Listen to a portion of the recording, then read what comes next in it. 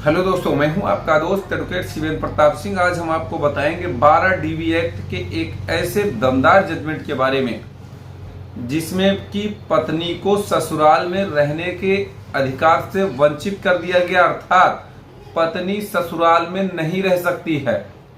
अब सवाल इस बात का है कि अक्सर लोग हैरान परेशान रहते हैं 12 डीवी एक्ट में घरेलू हिंसा के केस में पति और पति के घर वालों का नाम उसमें रहता है और उसमें मेन मेंटेलिटी होती है पत्नी की मेंटेनेंस प्राप्त करना। घरेलू हिंसा किसी के साथ आजकल नहीं हो रही। किसी के साथ होने का मतलब यह है कि मैक्सिमम लोगों के साथ वास्तव में कोई घरेलू हिंसा नहीं कारित हुई, लेकिन वो घरेलू हिंसा का कोई भी औरत ऐसा नहीं है कि जो घरेलू हिंसा का केस ना करे, जो केस लड़ रहे हैं लोग। घरेलू हिंसा का केस साबित भी होना चाहिए, क्योंकि घरेलू हिंसा का एक्ट जो बना,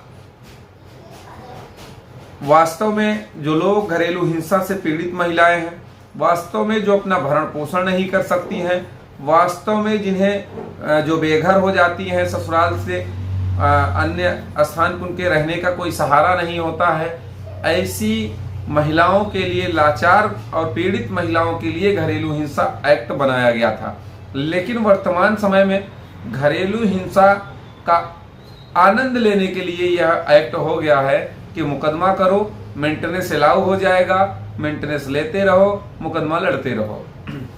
हालांकि सभी लोग इस तरह के नहीं हैं। जो घरेलू हिंसा से पीड़ित हैं उनको न्याय भी मिलना चाहिए। लेकिन आज का यह जजमेंट मैं आपको बताऊंगा कि इस केस में पत्नी को घरेलू हिंसा का जो मेंटेनेंस है वो भी रिजेक्ट कर दिया गया, 1 रुपए नहीं मिलेगा उसको।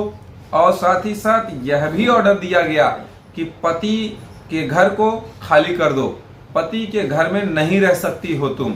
इस तरह का ऑर्डर कभी कभी आता है, तो यह ऑर्डर हो सकता है कि आपके काम आ सके। अगर इस जजमेंट की कॉपी आपको चाहिए तो कमेंट बॉक्स में आप मांग सकते हैं, व्हाट्सएप पे हाय हेलो करके आप मांग सकते हैं, या फिर डिस्क्रिप्शन में इस जजमेंट का मैं लिंक डाल दूंगा, वहां से आप इसको डाउनलोड भी कर सकते हैं, पढ़ सकते हैं। सबसे पहले इस केस को जाने। CRMC 1797 सन 2020, ऑर्डर डेट 21 अक्टूबर 2024, यानी कि आज से 10 दिन पहले का ये जजमेंट है। XYZ बनाम स्टेट ऑफ दिल्ली।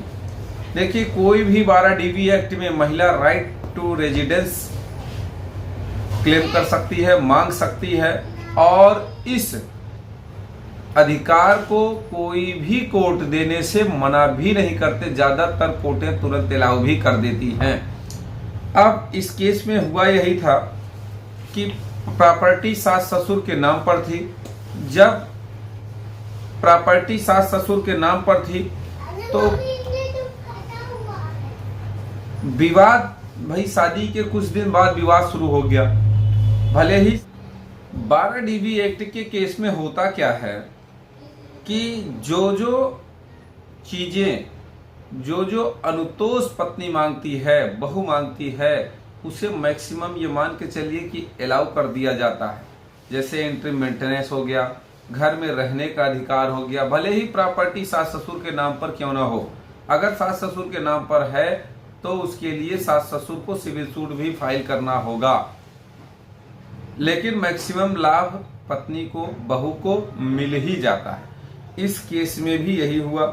पति पत्नी के बीच जब विवाद हुआ तो सास ससुर बगल उनका जो मकान था उसमें जाके रहने लगे और पति पत्नी उस मकान में रहने लगे। अब पति भी कुछ समय बाद उस मकान को छोड़ दिया, छोड़कर अपने माता पिता के पास चला गया रहने के लिए। पत्नी अकेले उस मकान में रहने लगी।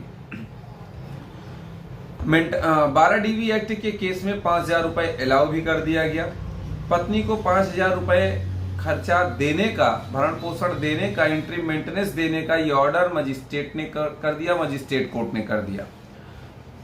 अपील फाइल होती है पति की तरफ से, अपील अलाउ कर दिया जाता है। पत्नी का जो 5000 रुपए का मेंटेनेंस है वो रिजेक्ट कर दिया जाता है, और जो सास ससुर ने सिविल सूट फाइल किया था उसके आधार पर भी मजिस्ट्रेट ने घर को खाली करने का ऑर्डर कर दिया।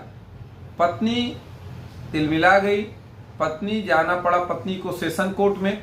सेशन कोर्ट में भी कोई राहत नहीं मिली, जो मजिस्ट्रेट का ऑर्डर था वही सेट असाइड कर दिया गया, पत्नी को कोई लाभ नहीं दिया गया।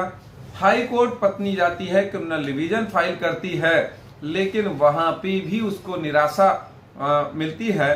हाई कोर्ट ने केस को देखा, फैक्ट को समझा, जाना, क्योंकि पत्नी वेल एजुकेटेड थी, पत्नी अच्छा कमाने वाली थी, नौकरी करने वाली, जॉब करने वाली थी। तो ऐसी स्थिति में हाई कोर्ट ने यह माना कि घरेलू हिंसा का केस जो होता है, घरेलू हिंसा का एक्ट जो होता है, वो ऐसी महिलाओं के लिए नहीं है जो अपना मेंटेनेंस स्वयं कर सकती हैं, वो जो स्वयं कमा सकती हैं, वो जो वेल एजुकेटेड हैं, जो अपना भरण पोषण अपने से भी कर सकती हैं, या फिर वो औरतें जो अपने ससुराल के अलावा भी कहीं अपना रेजिडेंस बना सकती हैं या कहीं अपना निवास रह सकती हैं, बनाकर कर सकती हैं। ऐसी औरतों के लिए डीवी एक्ट का केस नहीं होना चाहिए। ऐसे औरतों को डीवी में मिलने वाले अधिकारों पर कोई अधिकार नहीं है, तो उन्हें ऐसे अधिकारों से वंचित किया जाना ही चाहिए। 5,000 रुपए जो मेंटेनेंस था वो भी रिजेक्ट कर दिया और घर खाली करने के लिए भी ऑर्डर कर दिया। उम्मीद करता हूं, आशा करता हूं आज का यह वीडियो आपको बेहद पसंद आया होगा। अगर वीडियो पसंद आए तो वीडियो को लाइक करें, शेयर करें, YouTube channel CBI high court को जरूर सब्सक्राइब करें। कोई तरह का सवाल शेष रह गया है तो स्क्रीन पर चल रहे नंबर पर फोन करके भी आप जानकारी ले सकते हैं।